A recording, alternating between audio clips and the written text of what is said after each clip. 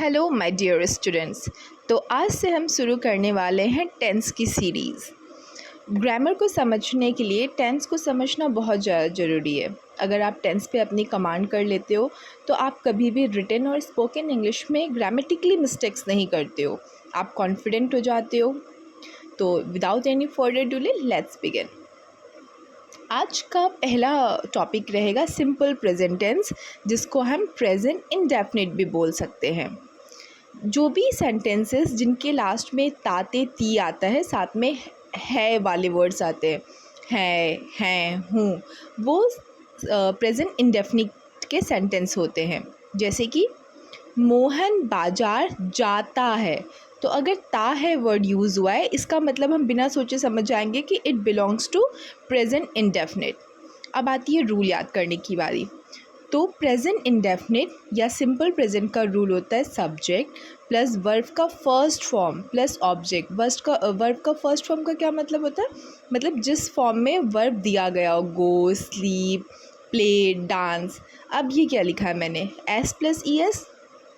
Yes, verb में S और E S भी लगता है। कब लगता है?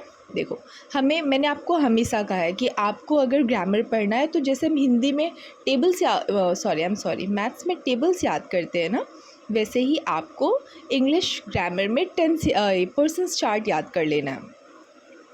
तो पर्सन्स चार्ट का जो ये थर्ड पर्सन सिंगुलर वाला ग्रुप है, मैंने पहले भी बोला है कि ये सबसे इम्पॉर्टेंट है। जितने भी एस वाले हेल्पिंग वर्ब, ऑक्सिलरी वर्ब्स लगते हैं ना, वो थर्ड पर्सन सिंगुलर के साथ लगते हैं। तो अगर मैंने सेंटेंस बनाया, उसमें मेरा सब्जेक्ट थर्ड पर्सन सिंगुलर रहा, तो मैं वर्ब में क्या लगा दूँगी, एस या ई एस। अब किस में एस लगाएंगे, किस में ई एस लगाएंगे, ये हमने सिंगुलर प्लूरल वाले वीडियोज़ में पढ़ा है। क्लास में भी डिस्कस किया मैंने, क्लास में भी आप लोग को बताया है।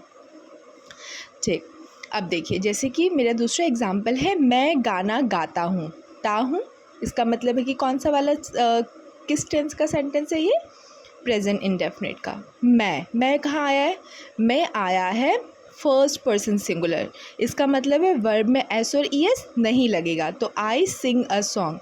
अगर मैं के बदली होता कि वह गाना गाती है, तो क्या होता? सी वर्ब में हम क्या लगाते? Sings a song. वह के बदली होता है रोहन, जैसे कि यहाँ पे मोहन दिया हुआ है, तो मोहन थर्ड पर्सन सिंगुलर है, तो गो के बदले क्या हो गया? ई एस लग गया। अब यहाँ पे मैंने बोला कि अगर शी होगा तो सिंग्स होगा, और मोहन है तो गोज़ है, जी ओ एस क्यों नहीं है?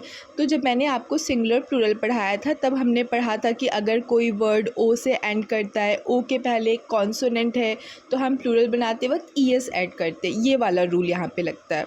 और जब आप पढ़ते रहते हो ना, तो बहुत बार आपको रूल याद करने की ज़रूरत नहीं पड़ती, आप देख के ही आपको पता चल जाता है कि प्ले है तो प्ले में सिर्फ प्लेज लगता है, गो है तो गो में ई एस लग जाता है। जब आप बार बार किसी चीज़ को पढ़ते रहते हो तो आप यूज्ड टू हो जाते हो उस चीज़ के लिए।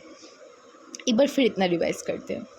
सिंपल प्रेजेंट टेंस का रूल क्या है? सब्जेक्ट, वर्ब का पहले मतलब वर्ब का V1 मतलब वर्ब का base form plus object. Hindi में क्या होगा?